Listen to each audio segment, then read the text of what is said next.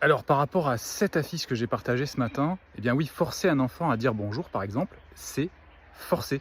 L'enfant va se dire je dois le faire, mais est-ce qu'il va se dire je choisis de le faire? Donc forcer, quoi qu'il en soit, peut être évité. On va, pour dire bonjour, déjà montrer l'exemple en tant que parent, parce que les enfants nous observent et nous imitent. On va aussi montrer à quel point peut-être le fait qu'on reçoit des bonjours va nous être agréable, donc on va sourire, etc.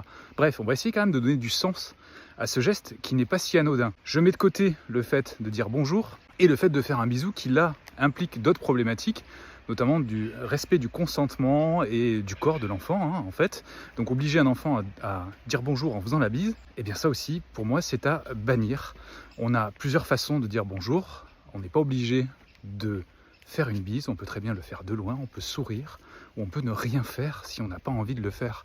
Oui, les conventions sociales, la politesse, etc. Si vous vous comportez de telle manière que vous respectez ces conventions sociales, d'ailleurs nous le verrons dans les commentaires, si vous avez commencé par un bonjour ou pas, eh bien votre enfant de toute façon va vous imiter et ensuite si vous expliquez, et cela donnera donc du sens, et lui pourra aussi adopter et être en accord avec ses valeurs et ses émotions. Donc c'est important, ça semble anodin, mais c'est important.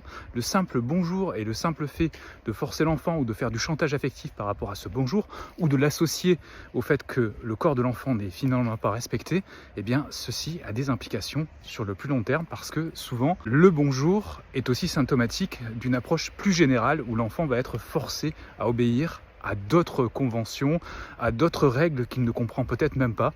Et pour éviter ceci et pour justement le rendre responsable, il est donc précieux de lui demander son avis et de lui laisser faire des choix.